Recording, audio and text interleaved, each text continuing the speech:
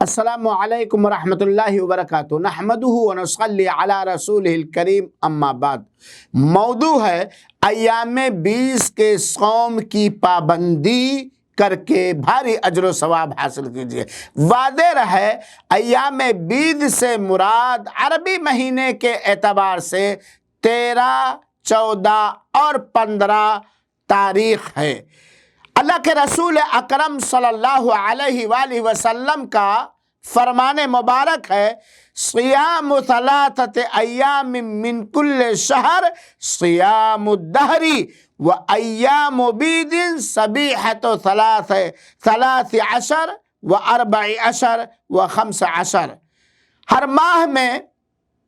ہر ماہ میں 3 دن کا روزہ پورے سال کے روزے کے برابر ہے، اور ایام 20، 13، 14، 15 کی تاریخیں ہیں۔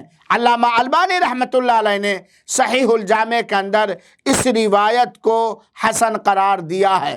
ذرا غور کیجئے میرے بھائی اور ساتھیوں کہ ایام 20 کا روزہ رکھنے سے پورے سال کے روزے کے برابر اجر و ثواب ملتا ہے۔ جس اجر و ثواب کو حاصل کرنے کے لیے پورے سال روزہ رکھنا پڑے گا، چنانچہ ایام 20، 13، 14، 15 کو روزہ رکھیے، پورے سال کا اجر و ثواب حاصل کیجئے، جس کے لیے ایک لمبی عمر درکار ہے۔ اللہ توفیق بخشے، آمین۔